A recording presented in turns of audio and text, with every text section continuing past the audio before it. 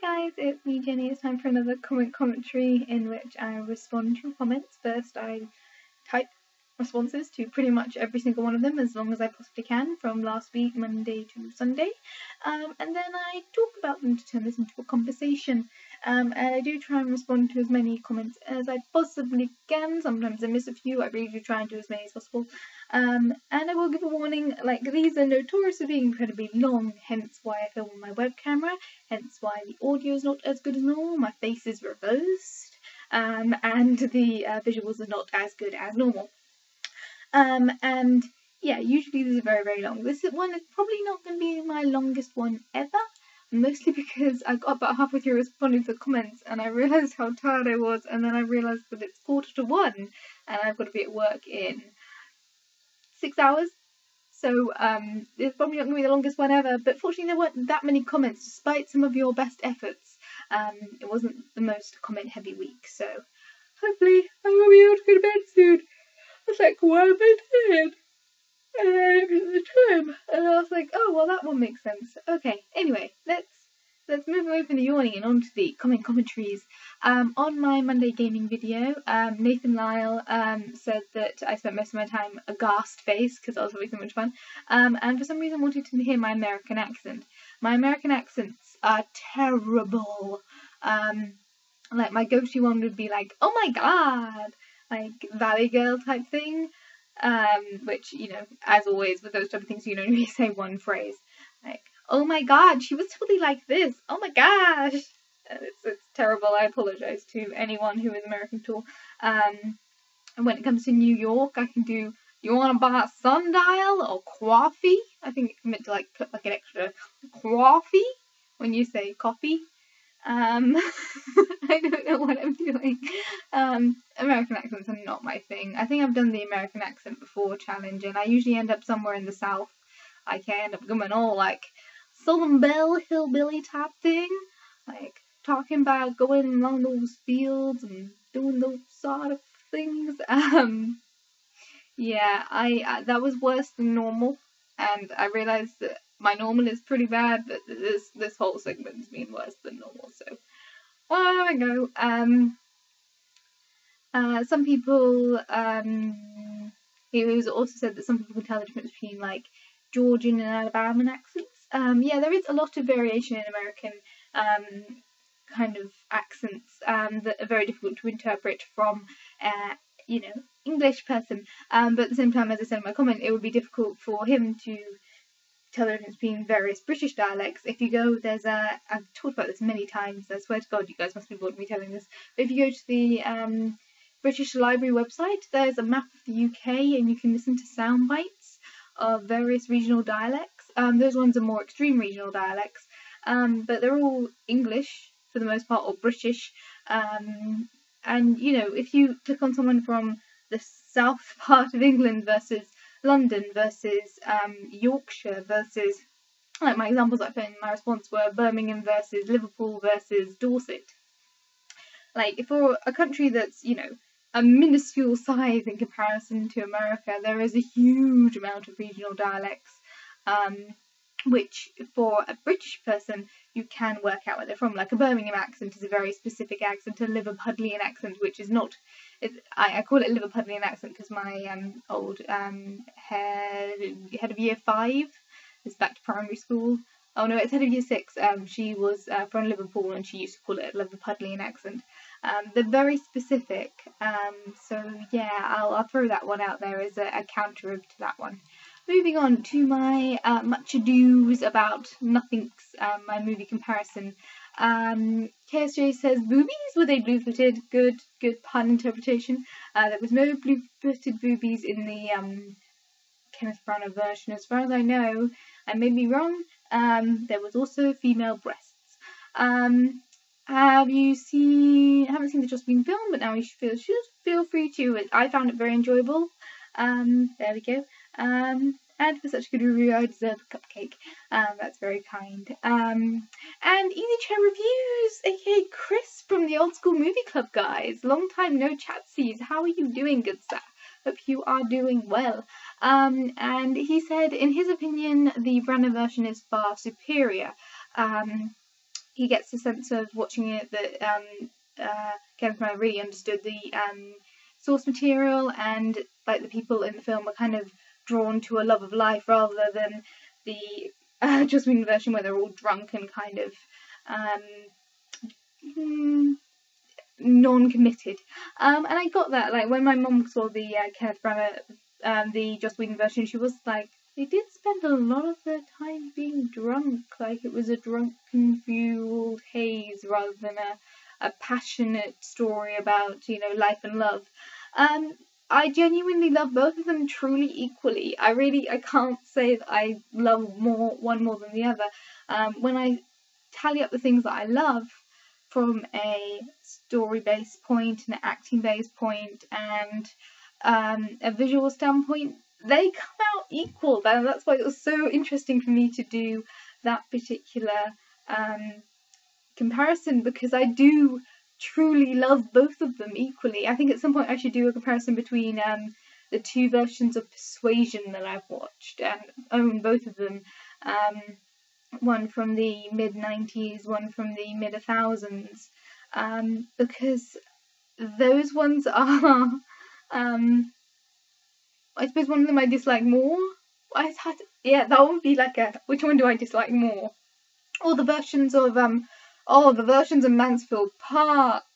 Oh my god, I should do that at some point, because that would be the opposite of this one, where it's like, I love them both, they're both so awesome. It would be like, I hate them. I hate both of these versions so much. Why? How do they not understand Fanny Price? Why? Rage! Anywho, Chris asked whether or not he can convince me to a comparison between Kenneth Branagh's Henry V and Laurence Oliver's. I've not seen either of those. Henry V is one of the few ones that I really haven't studied and haven't seen live, nor have I watched as a film. So I will have to look into it. Of Shakespeare's I've seen live, I've seen live Romeo and Juliet, ballet Romeo and Juliet. I've seen two versions of Much Ado About Nothing, one version of Twelfth Night, one version of Love Labour's Lost, Merchant of Venice, and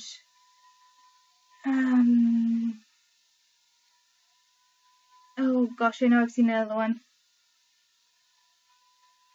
And I'm blanking on it right now. One of the ones that's on my to watch list live for a very, very long time is As You Like It. That's my mum's favourite one. She's been trying to get me to go see it for years, so that's on my to-do list.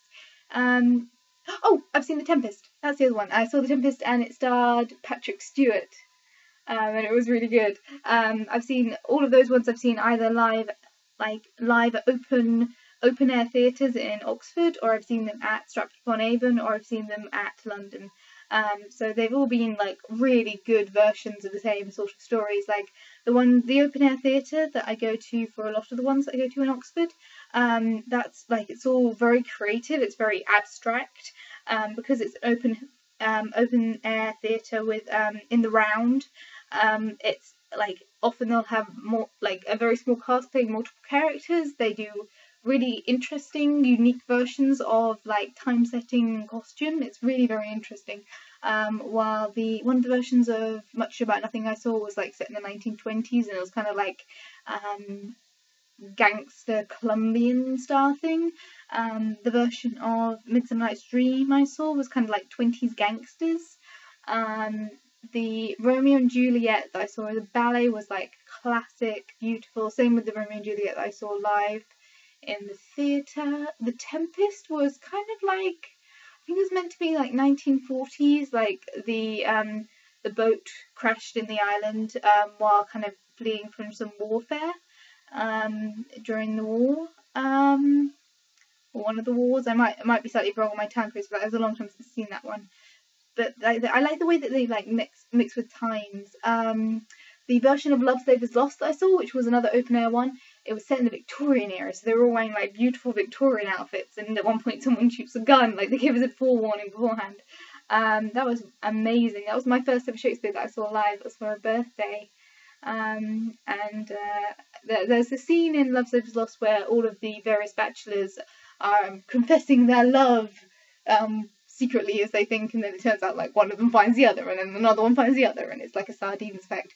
And the romantic one who writes a lot of poetry professed great deal of love to my mother's foot. I was about 7. No, I was under the age of 10, and it was hilarious. It was truly hilarious. I do love the comedy in Shakespeare. It's beautiful, and wow, so much for this being a short video. Talking about Shakespeare has woken me up briefly. Oh, it's a long day, long week. Okay, moving on to my Money vs Cosplay Wednesday video. Tours Time says, just do it. The awesome experience of making a kick-ass costume will be something you remember, or either £40 or $40 in this case would be something that you'd forget. So that is a very good point, well said. Range 7 Studios says you don't know what might come up. There might be an occasion where you need a costume, or you might just want to get ready for Halloween. You don't know how long it'll take to make the costume, so by the time you get it done you might need it for an occasion. Time does move quickly, and you know, because if you save up for enough tomorrows, you'll find that you have a lot of empty yesterdays. So you guys are all very supportive, and I love you. You're amazing. Baxon says, as Shelley would say, just do it. Don't let your dreams be dreams. So thank you. And KSJ says, none of us know a situation. Whether or not you're meeting your saving goals. A lot of people have a hobby that costs money, but if it's a waste, is it a waste if you enjoy it? There will always be ways for you to share your creation with people if you're proud of it. So you guys are all amazing and lovely and supportive. So thank you for that. And I have actually bought the dress, so hopefully it'll arrive soon. I think it's not due to arrive for another week or two. I don't have Amazon Prime, so I'll just have to wait for shipping and whatnot. And then I need to try it on and hope it looks as good as I hope it does. And then I need to make all the alterations, and then I need to work on my hairstyling. What's annoying is my hair gets to the point where it needs to be cut, which is really frustrating because the character that I want to cosplay is like almost my perfect type of hair, but not if I get it cut because her hair's really long. But yeah, if I can make it as awesome as I really, really want it to, I'm totally gonna try to do some sort of like video type thing for it, which I've been promising to do some sort of music video since the beginning of the year, but it's just the dread of thinking that I've got to like if it was just a normal dance video, I could go out with like normal clothes with a tripod and try and work it out and do all the cutting and the editing and the shots and everything, all single shots in and out, and then editing and all that, and that feels like a lot of effort. It feels like it might be worth it for doing something that I like really love and for a costume that I hopefully will be really proud of, but at the same time I'm kind of nervous about it. Like if I was going out and dancing in the wood with normal clothes, I could, you know, if I saw like a dog walk by, I could be like, yes, I'm taking pictures of flowers, move on, okay, back to doing what I'm doing. If I'm doing it in full costume and makeup, that's a whole other thing, so I might have to, none of my friends are into making movies. I wish I had some movie making friends who would help me, but I don't, so I shall have to work something else out. Anyway, moving on to my naked truth on cheating. Baxon pretty much summed up my thoughts by saying truth takes less maintenance to keep up a lie. So yeah, it's well said indeed. Okay, moving on to my common commentary from last week. And Red Sky Blackbird completely outdid themselves. My gosh, so many comments. I've only replied to one of your comments in text form because I want to sleep at some point. So I'm going to basically go through, read your comments, and respond as we go. How do you want to do this?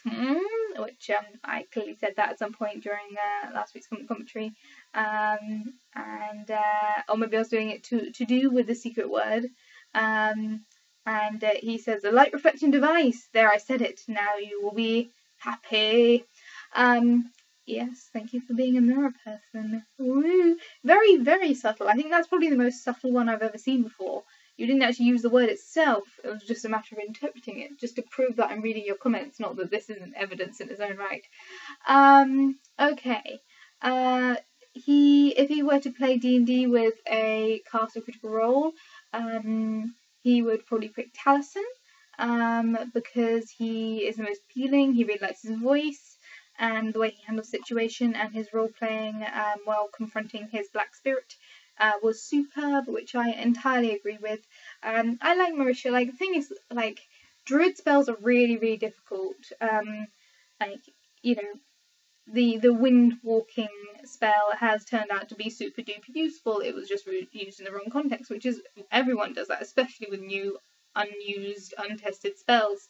And had they used that magicalness to flee, and so they could recuperate before taking on the worms again, that would have been a perfectly sensible use of the spell. It's a very, very useful spell. It was just misused in that one occasion.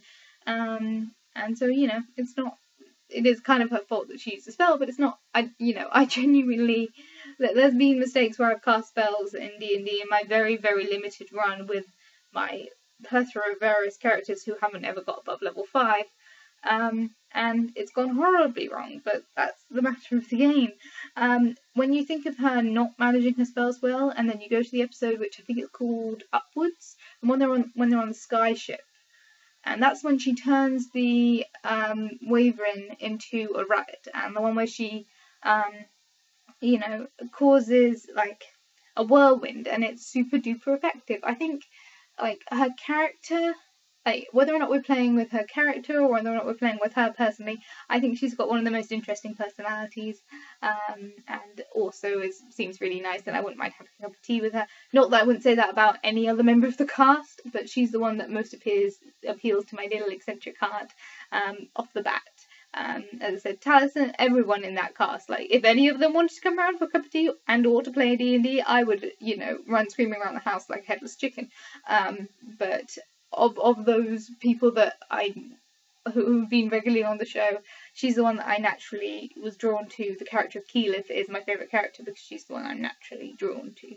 So, each their own. I definitely, again, if Taliesin were to come around my house, I'd run screaming around the house like a headless chicken. It would be amazing.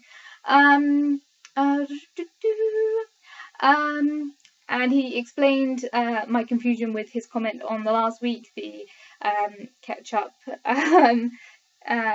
with thank you for bearing with me while I catch up on my schedule while let's catch up in bears, and I get it now. It makes more sense.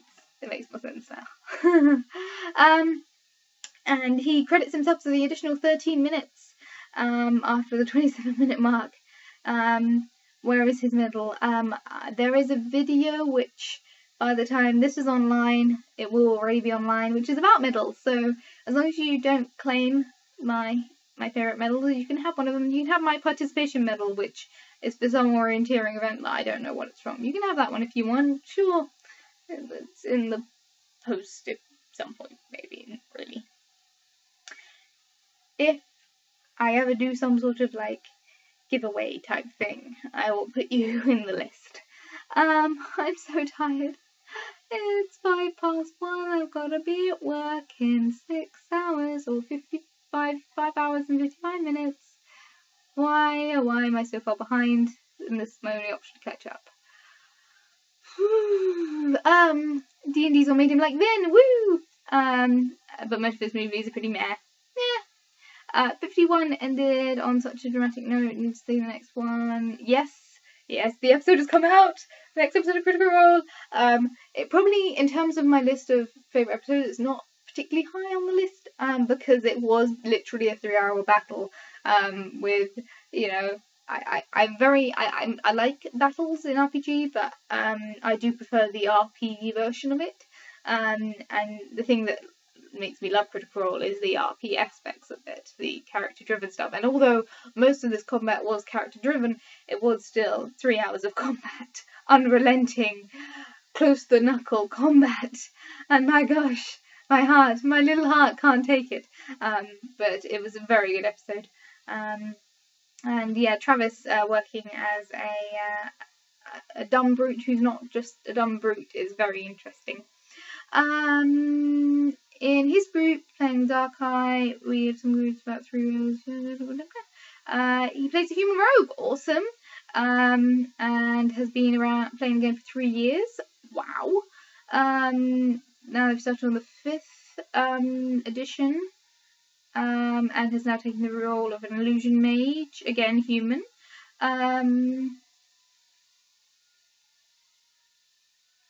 Okay, so the Dark Eye doesn't allow for multi-races, just elves, dwarves, etc.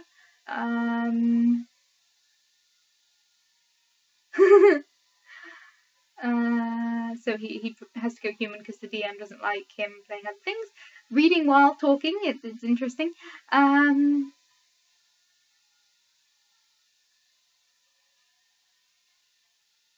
Wow. So interesting and complicated half mixed races are a little bit out of the territory of his DM.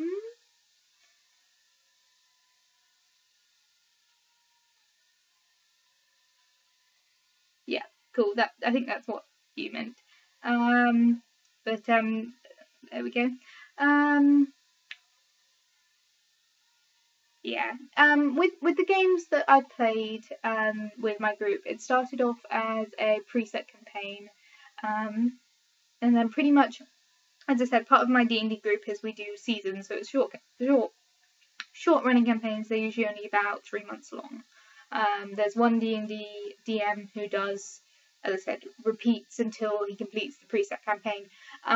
But with up until this group I'm part of now, even though technically it's been a season-long game, for the most part it's literally been, one DM takes 2 or 3 sessions, another DM takes 3 or 4 sessions. And although that's all been original storytelling for those little sessions, because they've been little sessions, it's been very difficult to actually build up a comprehensive story, because each DM tells a different, 1 or 2 shot. So this time with my current DM and my current story, it is an original story. It's only meant to run about 10 to 11 sessions, as far as I know. And of those 10 to 11 sessions, so far it's been my favourite so far because it's a consistent story, it's a unique story, it's not a preset, and it's just really freaking fun. And I think that there is something to be said for original stories, but the trouble with a lot of the people within my D&D group is not all of them are into the RP aspects, not all of them are into independent thinking on that, and the DMs, for the most part, are not that good at balancing that sort of creative aspect, the characters driving the story and the DM adjusting the story for the characters. Obviously, Matt Mercer writes his world, but then his world changes on what his characters do. So it's really, really interesting for the first time this season to actually have a DM who's doing that. Unfortunately, I think it's only going to last 1 season, which is really, really sad because in my little heart, I'm like, I want to carry on. It's so fun having that level of play, but I'm willing to flip-flop and see how things go. I think I wouldn't mind running, either running or being part of a long-running campaign. I think that's something that I would like to aim for, having a year-long campaign or a couple of years where I can actually really get to know my characters, because I spend a lot of time building up these really in-depth characters and really understanding their motivations and their mixed kind of thought processes, and it's something that I really enjoy, having that in the back of my head. But with such short form games, it's very hard to kind of get into that psychological backdrop. And I'm sort of getting into it with this character because the DM is really playing with the actual character choices and the player choices, and really taking them into account more than any DM that I've had before. But I think it'd be good if we could have, if he was willing, if the current DM was willing to do a year-long campaign, I'd be like, yes, do it, just do it. But I don't think that's going to happen anytime soon, and I don't really know anyone who's got the time and the energy to do multiple year-long campaigns. But we shall see. Anyway, I'm so tired.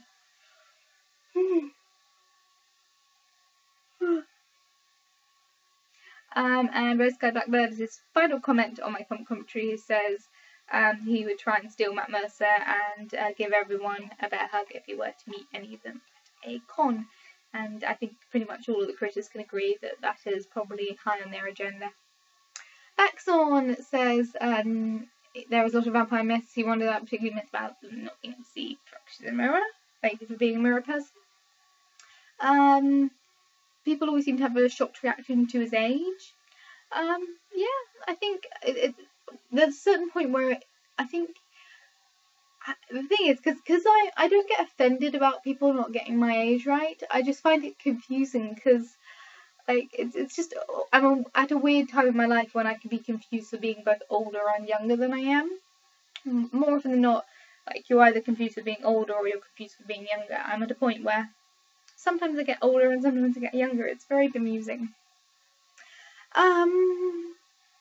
He feels like Critical Role can be podcasts. He listens to it at work and gets about 80% of what's going on, which is really good.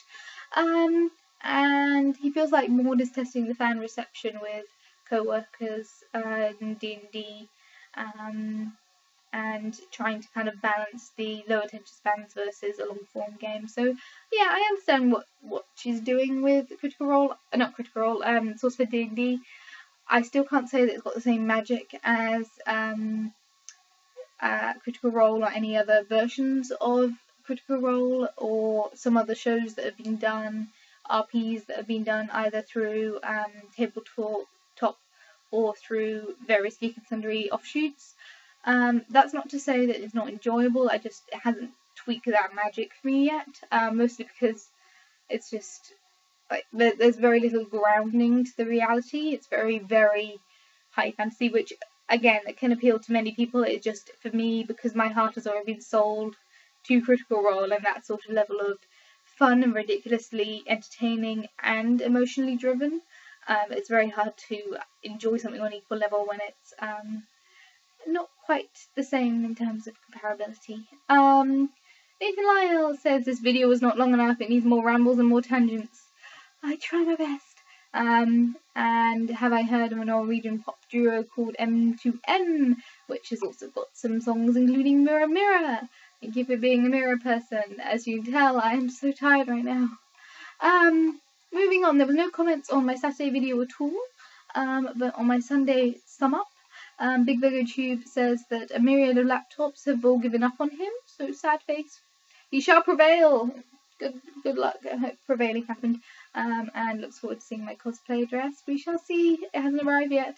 And Baxon says he wished that there were still private comments so he could post his Game of Thrones thoughts. Yeah, I'd go if you want to post your Game of Thrones comments. There's always DM or private message, DM or PM, Twitter, or you can still do private message on YouTube, as far as I know. Although it's slightly harder to find. I don't know whether or not I actually get alerts for them. But there's always Twitter, or if you go to the Project Chronicle podcast videos, which are all like spoiler friendly, like go to town, spoilers everywhere, left, right, and centre. Feel free to spew your thoughts there, and Chris runs that channel, but he'll let me know if you say anything, and we'll probably maybe put it into any discussions for next week's video. We have actually filmed the video review for the most recent episode of and it was really fun, and it was really sunny, and the lighting is really good. Anywho, oh my gosh, it's 28 minutes long. It's meant to be a short video. I've got to go to bed. I really have. So thank you for watching.